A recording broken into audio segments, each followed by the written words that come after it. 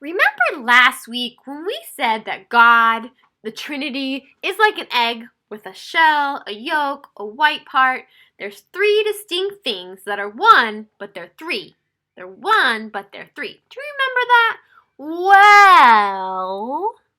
Hey Quest Kids, the game today is to decide, is this a raw egg or hard-boiled? I am going to crack it over my head, and you, but before I do, guess which one it is. Quest Kids! Let's get started. Today we have so many fun things. Praying, which is also awesome because you're talking to Jesus. And there's eggs and a guessing game, so we should go get started. Alright, here's the guessing game. I'm going to show you some clips, and you're going to figure out what they all have the same. What do they have in common?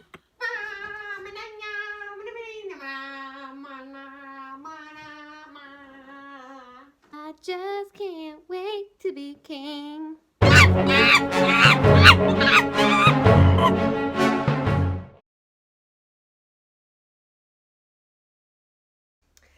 ain't nothing but a hound dog, crying all the time. Did you figure it out? What do they all have in common? You ready for this? Lion King, King Kong, Burger King, the King, Elvis. Don't forget to check out the Quest Chest on Quest Kids Online and Sunnyside NC, our website, and we have chats with me on Wednesdays and Sundays on WhatsApp and Zoom. Let's take a moment now to pray for our BGMC missionaries, John and Beth.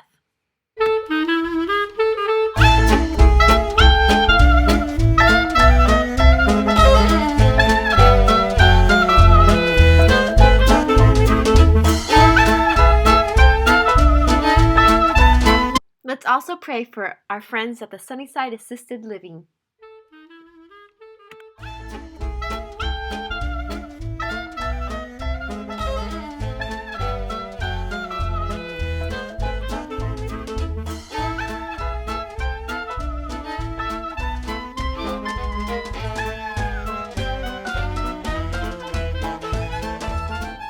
Now let's go to Beats with Steen. Something like this. Who's the king of the jungle?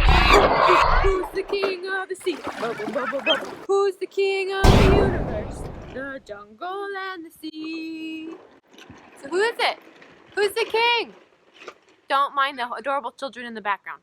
The most important thing about us is what we believe about God, what we think about God.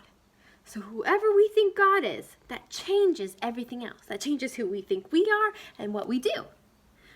But God is not like a pizza where we can just call in and decide what we want God to be. God is God. And so we have to discover who He is. So let's open up our Bibles to find out who is God. Let's look up Revelations 1:5. Okay, crab hands. Revelations 1:5. Revelations is the last book in the Bible. On your mark, get set, go. Revelations, very last book. Oh my goodness, why is this taking me so long? Okay, done, found it.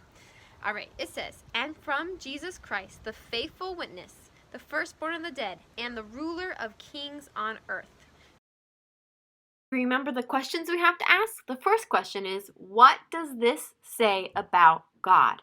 Who is God? So take a look at the verse and tell me, who is God? All right, now let's try and find Colossians 1:3. Colossians is toward the end of the Bible, but not quite Revelations. Ready, set, go. Oh, go. Romans, not that. Can you beat me? Can you beat me? I'm almost there. There it is, Colossians 1:13. He has delivered us. God has delivered us, which means rescued. God has rescued us from the dominion of darkness and transferred us, brought us to the kingdom of His beloved Son, in whom we have redemption and the forgiveness of sins. Also in Colossians is, if you look, just go down a little bit to verse 15 through 20, it just talks a lot about, it says, Jesus is the image of the invisible God. He's the firstborn of all creation. For by Him all things were created in heaven and earth, visible and invisible, thrones or dominions or rulers or authorities. All things were created through him and for him. So he's above all these thrones, all these kings. Talks a lot about like Jesus is like so amazing. He is above all things. There is nothing bigger than Jesus. There's nothing more powerful than Jesus. So once again, we need to ask our two questions. Who or what does this say about God? And what is God doing?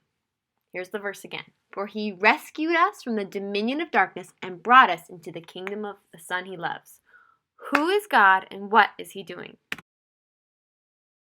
You see, over and over and over again in the Bible, from the minute that Jesus is born, he is seen as a king. That's why Herod's so afraid of him. He wants to destroy Jesus, and he kills all of the baby boys that are like babies to 2 years old, because Herod is afraid of this new king. Remember we talked about God as our Father, and the Son, Jesus, he is the king. And he is the king because he has defeated death and evil on the cross and rose again.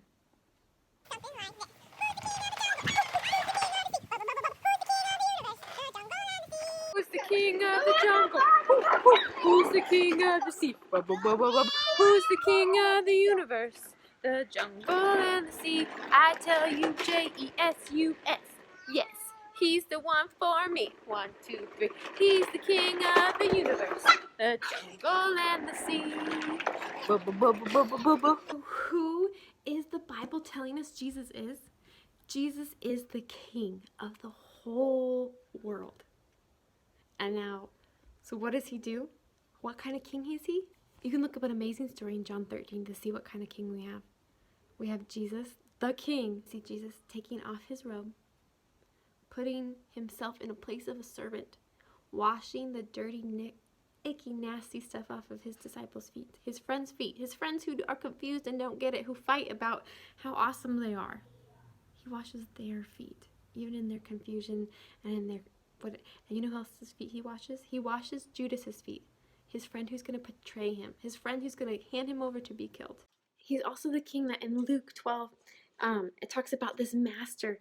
He has like all these servants, and he goes away and he says, "Be ready," and like for a wedding feast. And the servants are waiting, and when he comes back, they're expecting to serve him, right? Because that's their job. The butler's job is to take your hat, and the maid cleans up stuff, and the cook cooks things. Well, here it says, "Blessed are those servants whom the master finds awake, because truly I say to you, the master will dress himself for service and have them sit at the table, and he will come and serve them." That's the kind of, oh my goodness, I'm going to cry. That's the kind of king we have. The king who says, "Oh no, I will serve you. I will take care of you." We don't have a kind of king who's going to lord it over his people, or who's just using us. We follow a king who loves us and only does the very best. He only does what's good. He is a very good king. So this week, what I want you to do is when something doesn't go the way you want, when it's not going your way, I want you to say, "It's okay, it doesn't go my way, because I'm not the king. It shouldn't go my way. It should be his way. He is a good king. I'm not the good king," right? You're not a good king either. None of us are good kings, only Jesus.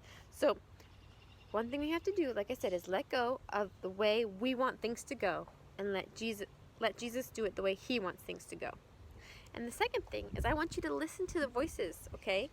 And if your brother or sister is mad at you and they say something mean to you, I want you to hear that and say, "No, that's not true. That's not what the king says about me." Or I want you to hear, sometimes we hear voices from the enemy and he tells us things that aren't true about us. So go back and say, "Is this what the king says about me?" No, because what Jesus says matters the most. So those are the two things I want you to think away. You're not the king, so it's okay if it doesn't go your way. And what Jesus says matters the most. So then take what other people are saying to you, or what you're saying to yourself, or what the enemy says, and look at it and says, "Wait, is that the same as what Jesus says?" Because if it's not, then you don't have to listen to that. Time right now to slow down, get out your journal, and ask Jesus, "What are you trying to say to me?"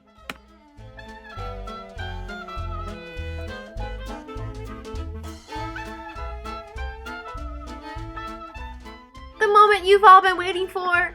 Is it a hard-boiled egg or a raw egg that I'm about to crack over my head? Let's go check it out. Guess which one it is. Hard boiled or raw? You guys ready to find out? 3, 2, 1. Slow motion. I'm so scared. Oh no.